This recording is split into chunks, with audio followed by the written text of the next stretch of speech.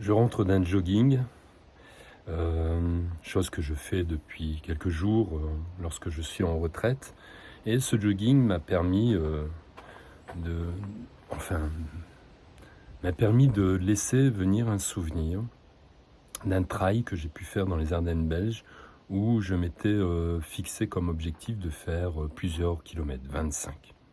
25 était déjà largement suffisant par rapport à mes conditions physiques, mais malgré tout, voilà, ma tête me faisait croire qu'il faille m'inscrire à 50 km. Chose que j'ai faite. Bon, ces excuses et les raisons de ma tête étaient tout à fait légitimes pour elle, et elle m'a convaincu, puisque 25 km, si je réussissais à les atteindre, je pourrais me sentir frustré de ne pas pouvoir aller plus loin. Donc je me suis inscrit à ces 50 km. Très vite, je me suis rendu compte de mon incapacité à les atteindre. Très vite, je me suis senti dans l'appel du corps de devoir arrêter à mes 25. Et après collation, quand bien même ma tête me laissait croire que je pouvais, après cette collation, reprendre pour atteindre les 50, j'ai senti les limites absolues de mon corps qui criait, qui disait non, stop, arrête. Et dans l'autorisation de le faire, j'ai vu en parallèle un jeune homme qui était prêt aussi à faire ses 50 km, qui était d'ailleurs reparti après ses 25 et la collation, et être revenu 10 minutes après en me disant, avec le sourire aux lèvres, « Moi aussi j'arrête ». Conjointement, j'ai pu comprendre également qu'au travers d'un modèle extérieur, on peut des fois s'autoriser à faire des choses que l'on ne ferait pas. Alors que si j'avais continué, probablement que cette personne aurait continué et n'aurait pas écouté son corps, tout comme moi d'ailleurs. Dans cette impasse très mentalisée, je me rends compte que dans notre vie, nous pourrions facilement opérer de la même manière. Nous pourrions par exemple se fixer un objectif, vivre quelque chose de désastreux, de lamentable, de très difficile, et avec cet objectif pointant devant nous, ne pas être en posture de s'autoriser à l'abandonner, à arrêter. Donc ça peut être sur un plan affectif, relationnel, familial, peu importe. Alors que finalement, tout comme pour ce trail dans les Ardennes, le corps crie et revendique son droit de se repositionner, de revisiter notre choix initial à des fins de l'abandonner, de le transformer.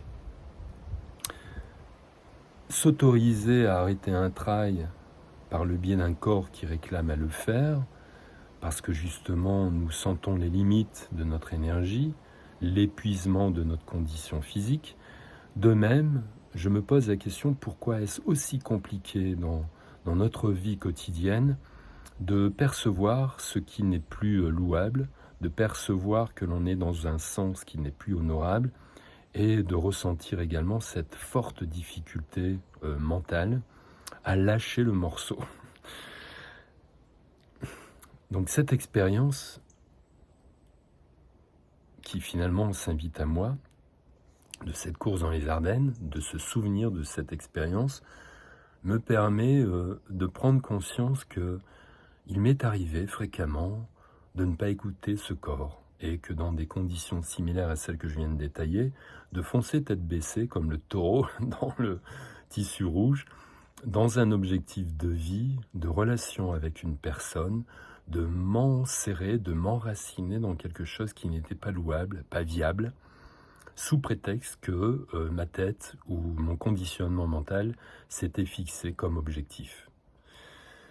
Je crois qu'aujourd'hui, il est indéniable de mettre au devant de la scène de notre vie ce contenu qui est celui de notre corps, qui lui a cette faculté de renvoyer une information qui est très souvent contraire à ce conditionnement mental.